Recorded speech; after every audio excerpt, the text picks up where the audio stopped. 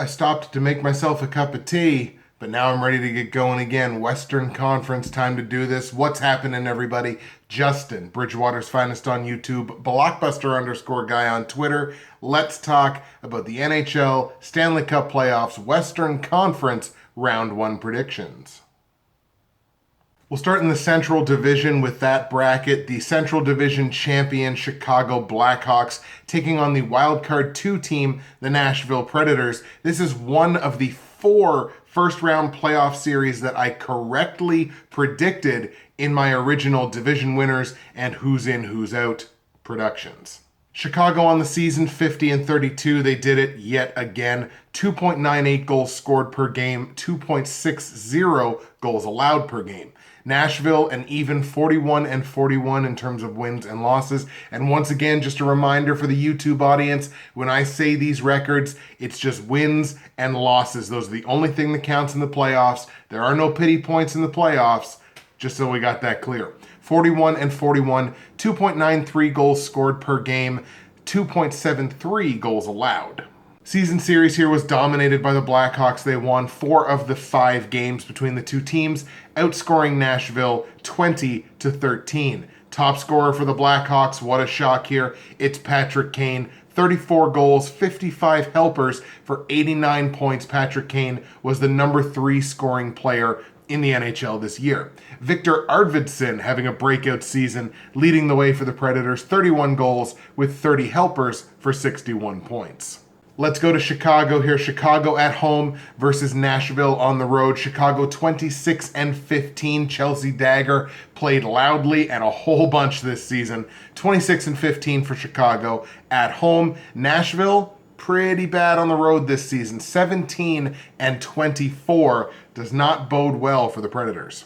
In the last 10 games, these two teams essentially holding serve on those paces. Chicago 7-3 in their last 10 at home, outscoring opponents 30-21. Nashville only 4-6 on the road in their last 10, being outscored 24-26. Let's move to Nashville now. These teams actually with identical records in this situation. Nashville at home and Chicago on the road, both 24-17 on the season straight up.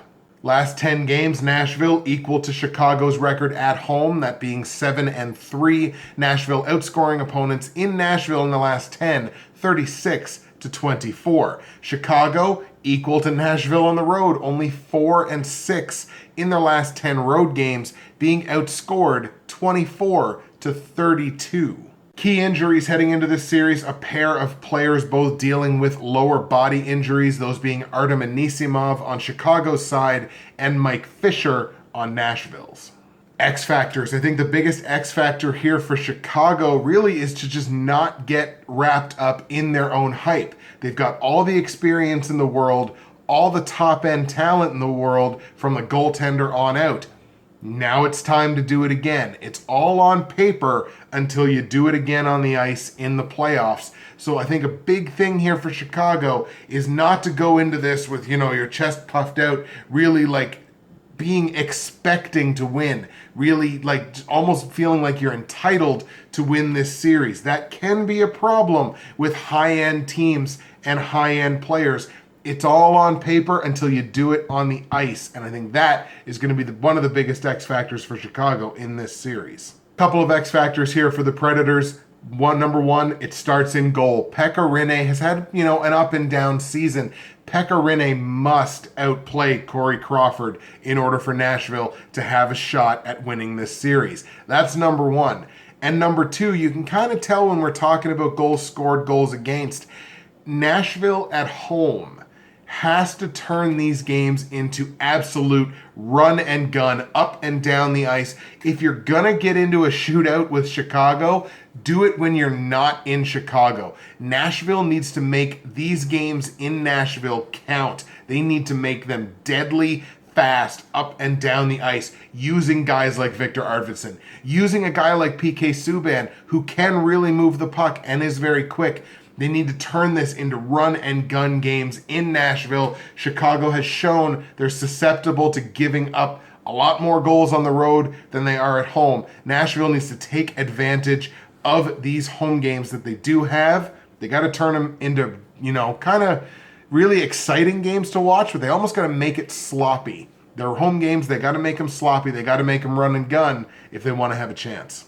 Quite frankly, I just think it's going to be too much Blackhawks here. I think they've got too much top-end talent. They can roll too many really good, really deadly lines. I don't think Nashville's going to be able to keep up with them here. My official prediction for Chicago-Nashville, I like the Blackhawks to win the series in 5 games. I like Nashville. The only game they are going to win is Game 3, which is a game in Nashville. I think they do exactly what I said. They make it sloppy. They turn it into a run-and-gun game. I think they can beat Chicago in Game 3. Chicago's too good. I mean, they're going to adjust to that game plan. I think Chicago wins Game 4, and they come back on home ice and win it in Game 5. I like the Blackhawks in 5 games. Let's take a look at that other Central Division matchup, Central 2 versus 3. We got the Minnesota Wild playing host to the St. Louis Blues. Minnesota 49-33 straight up wins and losses this season. 3.24 goals per game, 2.54 goals against per game. St. Louis, a couple games worse, 46-36 straight up wins and losses on the season. 2.87 goals scored per game, 2.66 goals against. Season series here was very tight. St. Louis held a slight edge 3-2 in the 5 matchups, but Minnesota did outscore St. Louis in those 5 games 14-10.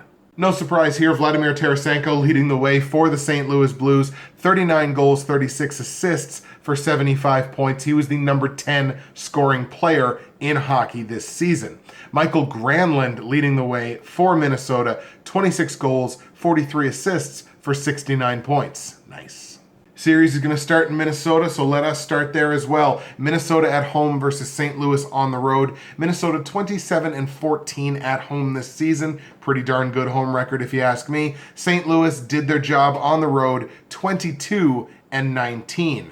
Last 10 games, Minnesota's only been playing average hockey on their own home ice, only 5-5 at home, outscoring opponents 31-26. St. Louis has absolutely caught fire on the road in their last 10 road games. They have won 8 of them. They are 8-2 in the last 10, outscoring opponents 31-16. St. Louis playing some deadly hockey on the road right now.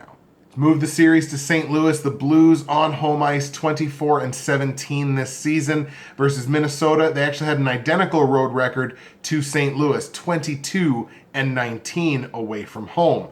In the last 10, St. Louis doing what they need to do. 6-4 in their last 10 home games, outscoring opponents 29-23. Minnesota not really getting it done on the road to close out the season. Only 3-7 in their last 10 road games to close the season, being outscored by opponents 26-34.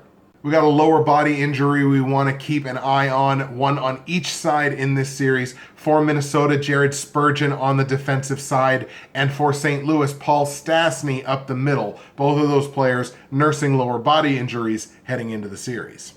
Biggest X factor that I see here from Minnesota, I need to see someone on Minnesota step up to the level of a Vladimir Tarasenko in terms of being that one player, that one dynamic scoring threat. We looked at Michael Granlund. I don't think it's him. Only 69 points on the season, only 26 goals. Tarasenko had 39. It's not that they need a player that's as good as Tarasenko, because they don't have that. But what they do need is someone within the confines of this series to step up and be that clutch scorer, that Jeff Carter type. You know what I mean? When you badly need a goal, you go to that guy. And Minnesota doesn't necessarily have that player, but they need to find that player in the confines of this series in order to stay competitive with St. Louis. Biggest X factor here for the Blues, I think they need to keep doing what they're doing on the road. They need to stay hot on the road. Like I said, 8-2 in their last 10. They really turned it on at the end of the season. They have to stay hot at home, and they have to pressure the better home team. Minnesota's the better home team in this series, as we mentioned, 27-14. They got to pressure that team. They're not playing the greatest hockey in the world at home in the last 10. They need to put immediate pressure on that team. Get a game early in this series in Minnesota. Put all the pressure on the Wild. If St. Louis can do that, I really like their chances. Do I think the Blues are going to do that? Actually, I do. And that's why I'm going to take the Blues to win this series. Official prediction, Minnesota-St. Louis. I like the Blues to come out and beat the Wild in 6 games. I like the Blues to come out in Game 2 of this series in Minnesota, pop the Wild in the mouth, take home ice away from Minnesota. I think they will do that. I think St. Louis goes back to St. Louis, holds serve at home for a 3-1 lead. Minnesota wins Game 5 in Minnesota, comes back to St. Louis for Game 6, and that's where the Blues ice the series. I like St. Louis in 6 games to beat Minnesota. That, of course, will set up a second-round matchup of Chicago playing host to St. Louis. I think that'll be a fun series. Now we go down to the Pacific side of this bracket. The Pacific Division champion Anaheim Ducks playing host to the top wildcard team, the Calgary Flames.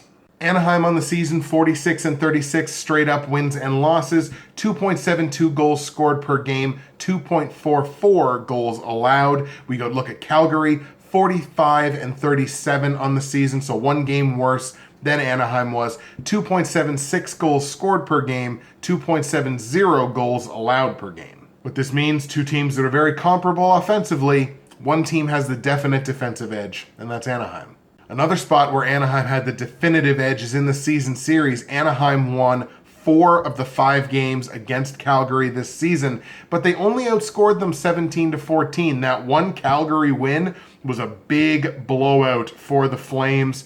I don't know what Anaheim was doing there. It looks like they just caught them sleeping, I guess. But they only outscored them 17-14, but they won 4 of the 5 games. Top scorer for Anaheim on the season, Ryan Getzlaf. Pretty damn good season for Getzlaf. 15 goals, 58 helpers for 73 points. Johnny Gaudreau leading the way for the Flames. 18 goals, 43 helpers for 61 points. Series is going to start in Anaheim. That's where we're going to start as well. Anaheim at home versus Calgary on the road. Anaheim, a very good home team this season. 29-12 in the friendly confines. Calgary on the road, about a 500 team. They were 21-20. In the last 10, Anaheim has been on fire at home. 9 wins in their last 10 games at home.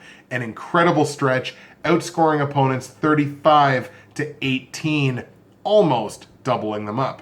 Calgary 6-4 in their last 10 games on the road, doing their job, outscoring opponents 25-21. Flip it around now, we got an interesting look here. Anaheim not playing very well all season on the road. Calgary at home, 24-17 this season, doing their job at home. Anaheim, the inverse of that, 17-24 away from Anaheim. Huge part of that is basically it's tough on those West Coast teams to make like the East Coast trips and things like that. They're only 17-24 away from Anaheim. Last 10 games, Calgary doing their job on home ice, 7-3 in the last 10 home games, 36-25 the scoring in those games in favor of Calgary. Anaheim maybe kind of righting the ship a little bit towards the end of the season on the road, 5-5 in their last 10 games, scoring an even 23-23 in those 10 games. Couple of key injuries to watch out for here on Anaheim's side of things. Calgary, basically a clean sheet in terms of significant current injuries. Patrick Eaves for Anaheim dealing with an undisclosed injury right now, and Cam Fowler on the back end dealing with a bad knee. So a couple of injuries there on Anaheim's side. We'll have to see how those injuries play out, if at all, in this series.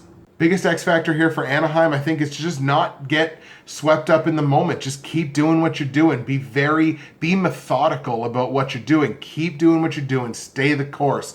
Keep doing what you're doing at home, playing some incredible home hockey right now, and keep kind of trending in the right direction here in terms of performances on the road. They started doing that in their last 10, 5-5, as we mentioned. Scoring was even, not getting outscored, winning as much as they're losing. Keep that trend going, and they should be fine. Couple of big X factors here, though, for the Calgary Flames. Number one, they need to play their best defensive hockey away from home. Anaheim, deadly, as we mentioned, at home lately. So when Calgary's in there, they need to play their best defensive hockey. Like we mentioned, Anaheim almost doubling up their opponents in the last 10 games in terms of scoring. They need to keep that under wraps. They need to keep Anaheim down to that like 2 goals a game. If they get up into 3, you're starting to get troublesome because they're not giving up very many. So they need to play their best defensive hockey in the games in Anaheim. And the other one, you know what? Johnny Gaudreau. I'm a big fan of Johnny Gaudreau, but I feel like this is his time. If there's one player on Calgary, I think it's Johnny Gaudreau's time. Johnny Gaudreau needs to step up and prove he deserves the nickname Johnny Hockey. Quite frankly, let's see you do it in the playoffs. Let's see you do it in round 1. Prove to me that you deserve the nickname of Johnny Hockey. It's Gaudreau's time. Let's see it. I think this series is going to be fun to watch. I think it's going to go the distance.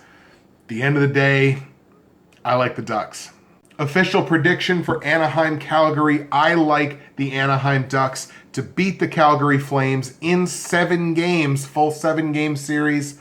I think it's going to Anaheim. But I think both of these teams take home ice advantage away from each other in the first 4 games. I like Calgary to win Game 2 in Anaheim. I like Anaheim to come back in Game 3 in Calgary and win that game. Series is going to be 2-2 after 4, and then it's going to be a home team series from there on out. Anaheim wins 5, Calgary wins 6, forcing Game 7, but Anaheim in Game 7 gets it done. I like the Ducks to beat the Flames and move on in the Pacific bracket. And we ended off here with the final Pacific matchup, Pacific 2 versus 3, the Edmonton Oilers playing host to the San Jose Sharks. Edmonton 47-35 on the season, 3.01 goals per game, 2.59 goals allowed per game. San Jose 46-36, so 1 game worse than was Edmonton on the season. 2.7 goals scored per game, 2.45 goals allowed. Season series here was won by the Oilers 3-2 in the 5 matchups.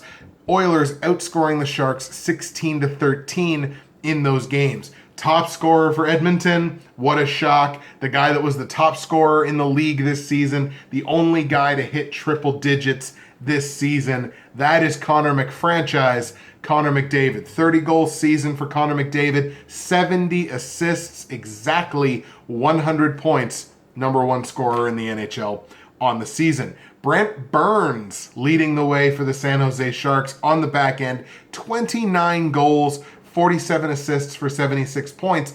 He was the number 9 scorer in hockey this season. This is the only matchup in the playoffs that features a battle of 2 top 10 scorers this season. McDavid versus Burns. Series is going to start in Edmonton. Let's go to Edmonton. Oilers at home versus Sharks on the road. Edmonton 25-16 in Edmonton this season. Pretty good record. San Jose just barely under 500 at 20-21. But boy, when you look at the last 10, these are 2 teams going in exactly opposite directions. Edmonton matching Anaheim's 9-1 record in the last 10 games in the friendly confines. Edmonton doubling up their opponents, better than doubling up their opponents, scoring 36-17 in favor of the Oilers. You look at San Jose, they're only 3-7 in the last 10 road games. Not very good for these Sharks, being outscored 20-32. Move the series here to San Jose. San Jose at home versus Edmonton on the road. San Jose just a little bit better as the whole season progressed at home. 26-15 at home for San Jose versus Edmonton, who was only 25-16. Edmonton 22-19 on the road this season, won as much as they lost, a couple games more, did their job. In the last 10 games, these are 2 pretty comparable teams, although San Jose does have a little bit of an edge. San Jose 6-4 in their last 10 games at home, outscoring opponents 29-23. Edmonton on the road, 5-5 in the last 10 games, doing their job, outscoring opponents just by a single goal, 33-32.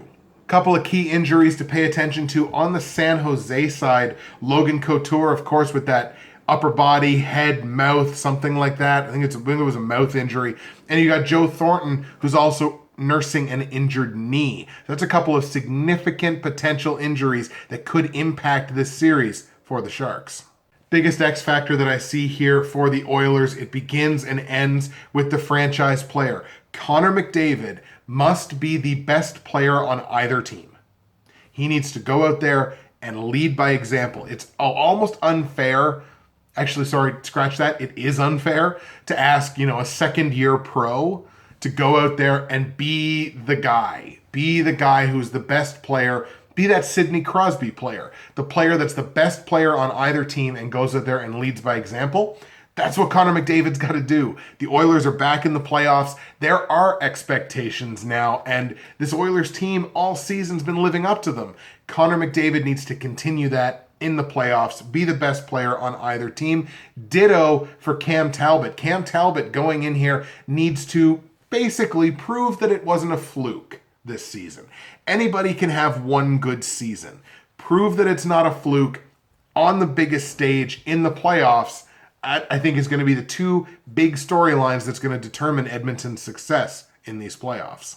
Biggest X factor here that I can see for the San Jose Sharks, obviously, it's going to be those injuries, but San Jose's got the experience. They were in the Stanley Cup final last year. They need to draw on that experience from last year and the urgency of their closing window. You're looking at, again, the older players on this team. San Jose's window keeps getting smaller.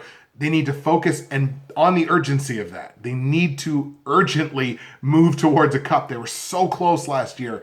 And is this the year that they go over the top? They got probably one of the worst matchups in the Western Conference in the first round to try to overcome. But they need to focus on that urgency, turn it into positive energy, positive results on the ice. They need to draw on their experience, focus on the closing window to overcome those injuries and overcome the expectations of being the team that won the Western Conference last year, represented the West in the Stanley Cup final. They have expectations to basically get back there, maybe even take the next step. So they need to overcome the injuries, overcome those expectations.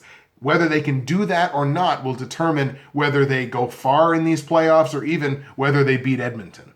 I got to tell you, neither one of these teams really impressed me in terms of how they've played on the road, either in the whole this season or, in the last 10 games or so. Again, San Jose has just been playing awful on the road. I don't think San Jose is going to get that figured out, quite frankly. And I think the injuries and the older players, I think they are going to play a role in this series. I like these young Oilers, man. Official prediction, Edmonton, San Jose. I like the Oilers to come up with, even though they're the number 2 seed, I would still have to consider this an upset because, again, nobody really expected, I don't think, the Oilers to be here. Certainly not as a division-seeded team. Maybe a wild card, but certainly not as a division seed. I like the Oilers to come in here and beat the San Jose Sharks, but I think the series is going to go the full 7. As a matter of fact, I think this is a home team series. I think the home team wins every game this series. I have no faith in either of these teams on the road, quite frankly. So I think it's a home team series. The home team wins every game. It goes to game 7 in Edmonton. Sold out in Edmonton. Place going crazy. Reminiscent of when they made that miracle run. And I think the Oilers do it. I think they get to the second round. A second round matchup with Anaheim awaits. Incredible matchup there. I think the Oilers get it done. I like Edmonton to beat San Jose. There we go, folks. There's your predictions in the West. That wasn't so hard, was it? We'll go over the predictions here one more time. Chicago, Nashville. I like the Blackhawks to win that series in 5 games. Nashville only taking game 3 off of the Blackhawks in Nashville. Central 2 versus Central 3. Minnesota taking on St. Louis. I like the Blues in 6 games. I like the Blues to win game 2 in Minnesota. Really turn the tide of this series. St. Louis wins it on home ice in game 6. I like the Anaheim Ducks to beat the Calgary Flames in 7 games. I think it's 2-2 after the first 4 games, and then it becomes a home team series after that. Anaheim wins the series in game 7 on home ice. Basically, same deal with Edmonton and San Jose. I like the Oilers to beat San Jose. Home team series the whole way. Edmonton wins it in game 7 on home ice. That would set up second round matchups of Chicago playing host to St. Louis and Anaheim playing host to the Edmonton Oilers. What a second round that would be. All right, folks, that is going to do it for the round one predictions for the 2017 NHL Stanley Cup playoffs. What do you think of the predictions? What are your predictions? Hit me up with your predictions in the comments section below on both videos on YouTube. Hit me up on SoundCloud. Hit me up reviews on iTunes, all that good stuff. I love doing this. And one of the ways that I know, even after, 5 years or so, that I still love doing this, I still get butterflies before I record the episodes. So I know that this is something that I still love to do. I think you guys still love watching it, the feedback that I get every year. And, months ahead of time, it's like, you're going to do your playoff predictions again this year? Of course I'm going to do the playoff predictions. What are you, nuts? I love doing this. I love getting on here talking hockey and football and just sports in general with you guys. Thank you very much for watching. That's it for me. Justin, Bridgewater's Finest on YouTube, Blockbuster_guy on Twitter. Thank you to the SoundCloud and iTunes audience. It was a big jump for me this year, and it's really paid off, and it's worked out. I'm glad you guys are enjoying it so much. That's it for me. Enjoy the first round of the Stanley Cup playoffs. Toronto's there. Edmonton's there, Calgary's there, Ottawa's there, Montreal's there. It's great for Canadian hockey. 5 Canadian franchises making that extra money. Playoff teams. It's important for Canadian teams to make the playoffs. The Canadian franchises financially need to make the playoffs. So it's great that 5 of them are in there. I think some Canadian teams are going to find success in these playoffs. What are your predictions? Hit me up below. Thank you so much. Enjoy the first round, and we'll see you again for round 2.